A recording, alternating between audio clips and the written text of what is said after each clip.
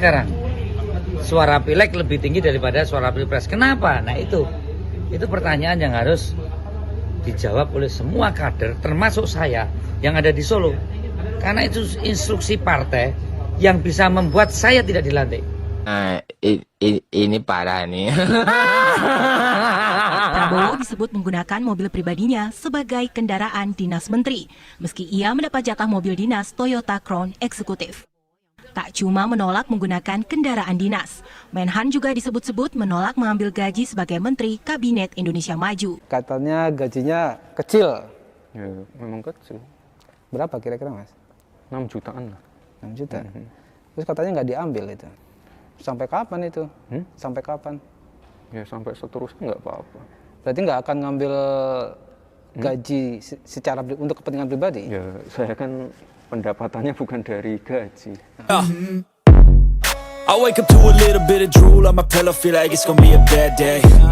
Yeah, I'm tired of shit and the coffee ain't hit yet, damn ain't that great. Dalam hubungan internasional. Oke guys, selamat datang kembali di channel Sarjana Politik ya. Gimana kabar kalian hari ini? Saya doakan kalian selalu sehat dan dalam lindungannya.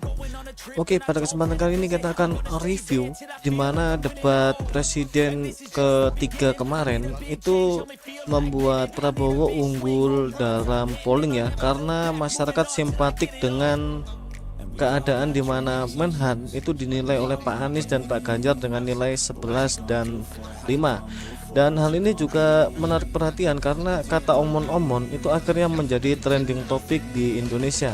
Oke, kita dengarkan dari Pak Prabowo ya. Semua negara, terutama negara-negara selatan, kita sekarang pun sudah jadi panutan bagi banyak negara di Afrika.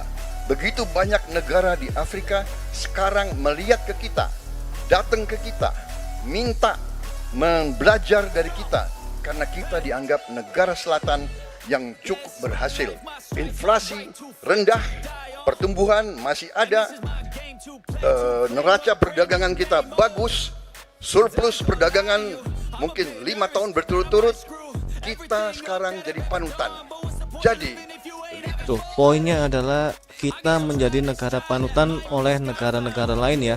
Tapi nanti lihat aja ya gimana jawaban debat dari Anies maupun Ganjar ya. Oke. Kekayaan kita. Mulai saat Bapak berbicara kami persilahkan Pak Ganjar. Selatan-selatan kita punya potensi yang hebat. Kita punya sumber daya alam yang sangat bagus. Kalaulah kita mau konsentrasi saja untuk bisa. Sebenarnya jawaban dari Ganjar ini masuk akal teman-teman ya, karena Ganjar juga setuju dengan apa yang dikatakan oleh Pak Prabowo. Namun Ganjar juga menambahkan tentang masalah nikel, litium dan lain-lain. Share dengan beberapa negara yang lain. Ada juga litium umpama dengan Argentina. Maka kalau kemudian ini kita konsentrasikan penuh. Harap tenang. Harap tenang. Selanjutnya giliran calon presiden. Oke, setelah ini kita dengarkan jawaban dari Anies ya, gimana?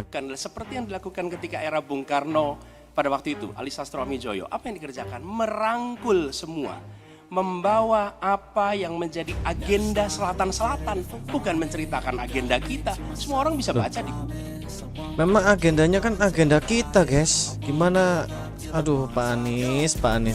Dan menjadi panglima diplomasi, bukan sekedar hadir di forum-forum menjadi salah satu penonton, salah satu hadirin, tapi datang ke sana membawa ini agenda selatan-selatan. Apa misalnya?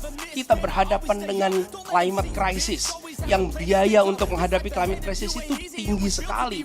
Dan ketika kita bicara dengan soal kata-kata, Anies memang nomor 1 guys, serius. Sebagai satu kesatuan, Indonesia jadi pemimpin selatan-selatan. Baik.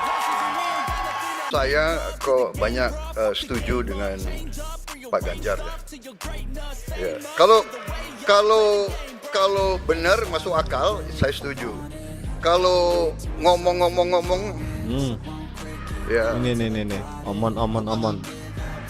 Ya, jadi leadership, apakah negara, apakah perorangan, tapi terutama juga negara harus dengan contoh Ingarso Sungtulodo. Kita mau mimpin, kita mau bawa agenda, kita mau cerita itu cerita, omon. Tak bisa. Negara-negara selatan sekarang melihat ke Indonesia karena kita berhasil membangun ekonomi kita. Pak Prabowo seperti ngajarin anak kecil. Omon, kerjanya omon saja, nggak bisa, tidak bisa. Waktu habis. Ingarso Pak Prabowo, Sungtulodo. waktu habis. Oke guys, itu adalah beberapa perdebatan yang menarik perhatian dan menjadi topik ya, maksudnya topik di Twitter waktu itu guys. Jangan hutang itu digunakan untuk kegiatan yang non produktif. Misalnya, hutang dipakai untuk membeli alutsista bekas oleh kementerian. Iya, lo.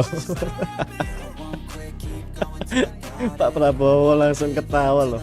Harap tenang dulu. Tapi Pak Anies. Saya kira Pak Anies perlu belajar ekonomi lagi, ya kan? Suruh belajar tuh Pak. Dia 30% dasarnya apa? Yang di bawah kita itu Arab Saudi, Rusia, pokoknya negara-negara yang punya sumber alam yang luar biasa. Ini saya setuju, sebagian dari yang Bapak sampaikan. Gimana sih Pak? Tadi katanya nggak setuju, tapi setuju. Aduh Pak Prabowo. Sabar Pak, sabar. Kita bisa sampai 50%, tidak ada masalah. Kita tidak pernah default. Jadi hubungan dengan etik, benar. Ya, kita harus beretik dengan benar. Ya, jujur. Nih mulai berapi-api nih Pak Prabowo nih. Jangan lain di mulut, lain di hati.